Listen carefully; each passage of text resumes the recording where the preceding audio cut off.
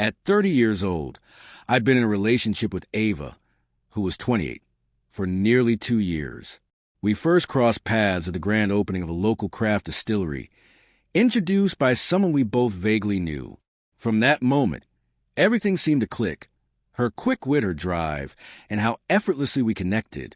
Ava worked in marketing for a growing software firm, steadily climbing the ladder with her sharp instincts and charm. I ran my own security systems company, specializing in high-end surveillance and access control for both corporate offices and luxury homes. Business had been good for years. I'd bought my house 5 years earlier after landing several lucrative contracts. Ava's home was a sleek downtown apartment, perfect for her commute. Though we kept separate places, we spent most nights together, falling into an easy rhythm that blended both our lives seamlessly. Early in our relationship, Ava brought up her ex-boyfriend, Ethan. They had been together for 3 years, but split up about a year before she met me. She said the priorities didn't align. He was ready to settle down, while she was focused on advancing her career. His name came up occasionally, talk of his new job, his family drama, or his recent vacation. I didn't let it bother me. Some people remain friends with their exes. It wasn't how I operated, but I trusted her. Or, at least, I wanted to. Roughly 7 months into dating, Ava's company needed to upgrade its security systems. Naturally, I offered my expertise. I met her boss, landed the contract, and installed a state-of-the-art setup. Ava would often suggest ways to help market my business better. Informal advice, really, just her natural marketing instincts at play. When my birthday approached, Ava went all out. She booked a reservation at an upscale restaurant I'd been meaning to try for months and organized a small dinner with close friends. The day before, over brunch, she casually mentioned, "By the way, I invited Ethan." I paused, my fork hovering midair. "Your ex?" She nodded, as if it were the most normal thing in the world. "Yeah, we're friends. He knows most of the people in our circle anyway. You don't mind, right?" A flicker of discomfort ran through me, but I didn't want to appear insecure. "If you're okay with it, then I am," I replied, brushing it off. The night arrived. 9 of us gathered.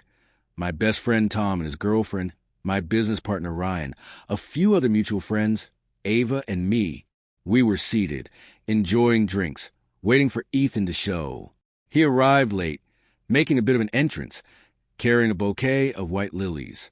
My attention shifted to Ava, who lit up as soon as she saw him. He handed her the flowers with a smile. "For you, happy fall." It was late September. Ava's face glowed as she took them. "Lilies, you remembered." The table fell quiet. Tom's girlfriend shot me a sympathetic look. Ryan opened his mouth to say something but thought better of it. Finally, Ethan glanced my way. "Happy birthday, man," he said, offering a nod. No flowers for me, of course. The dinner was agonizing. Ethan controlled the conversation, laughing with Ava over old inside jokes that excluded everyone else. He sat directly across from her, their eyes constantly locking. I sat at the head of the table, but I may as well have been invisible. Ava barely acknowledged me. When the cake arrived, everyone sang. Ava finally slipped an arm around me, her first real gesture toward me the entire evening. As the candles flickered, someone said, "Make a wish." I looked at her, then at Ethan, then back at the flames. I wished for truth, for clarity, for the strength to do what was necessary. I blew out the candles, placed my napkin on the table, and stood. "Thanks for coming, everyone. I need some air." Ava looked stunned. "You're leaving? We haven't even cut the cake." Not feeling up to it, I said calmly, "Ethan can have my slice.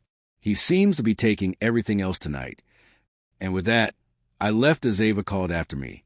Outside, I breathed deeply. No rage, no tears, just a sharp, unmistakable clarity. I ordered a rideshare and went home. My phone buzzed nonstop as Ava texted. "Where are you? You're being ridiculous.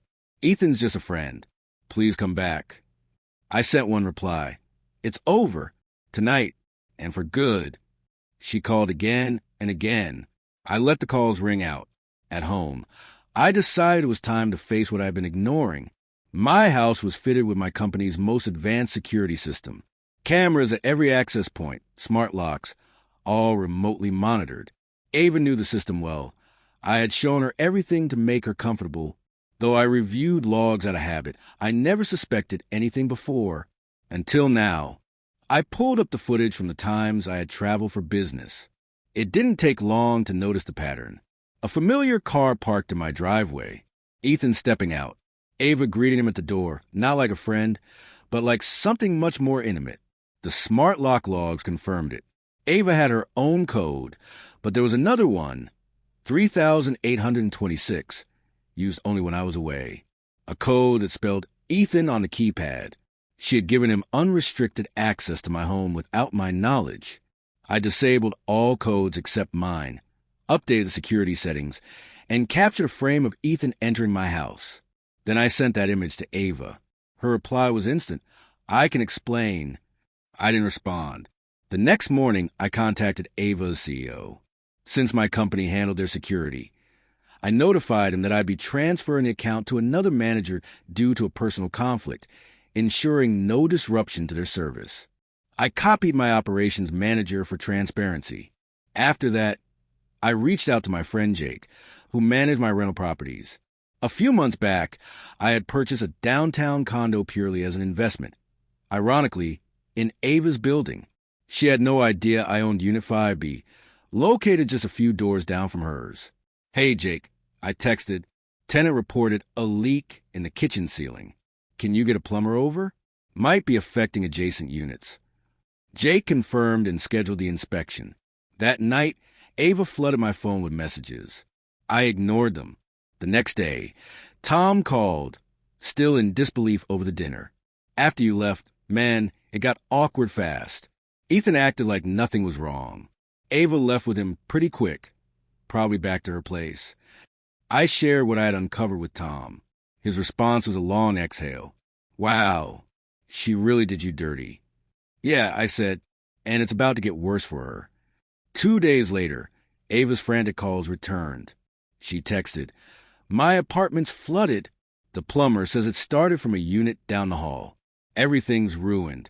Please call me. The leak had been quietly growing between the two units for weeks. When they opened up the wall, water poured out, causing severe damage to both apartments. Management deemed them unlivable for over a month. The leak wasn't intentional, but the timing couldn't have been more poetic. That evening, she called again. I finally answered. Where am I supposed to stay? She snapped. I imagine Ethan has a couch. I said coolly. So, you know everything. Cameras don't lie. You thought I wouldn't notice him entering my house while I was away. Silence. I was going to tell you. When? After my birthday dinner? After you handed him access to my home? 3826. Fitting. More silence. Look, it's done. Your belongings are boxed up in my garage. Let me know when you want to collect them. And you're off my company's marketing collaborations. Your CEO's been notified. You're ruining my life over one mistake, she screamed. One mistake? This was months of lies. You made your choice. Fine. Ethan and I belong together anyway. Perfect. I wish you both happiness. I ended the call, blocked her number, and poured myself a drink. Happy birthday, indeed. A week later, while sipping coffee, Tom messaged me. Check Ethan's Instagram. Ethan had posted vacation pictures. Only he wasn't with Ava. He was with another woman. The caption read, Sunsets are better with you. #bless. A few days after, I bumped into our friend Sarah at a bar. She filled me in. After Flood, Ava moved in with Ethan, assuming they were serious. But within days, his ex came back into the picture and he kicked Ava out. She was now staying at a cheap motel, burning through her savings. She messed up, Sarah said softly. You were good to her. It's all in the past now. I replied, allowing myself a small smile. 7 months on, my business is thriving. I've hired more staff, expanded into new services, and am dating again, but casually on my terms. Ava reached out one last time via email. She said she found one of my old scarves while unpacking and asked if I wanted it back. I sent her the address of a donation center. Sometimes, revenge doesn't require elaborate schemes. Sometimes, the best revenge is simply walking away, letting karma take over, and living your life better than before. And sometimes, birthday wishes really do come true.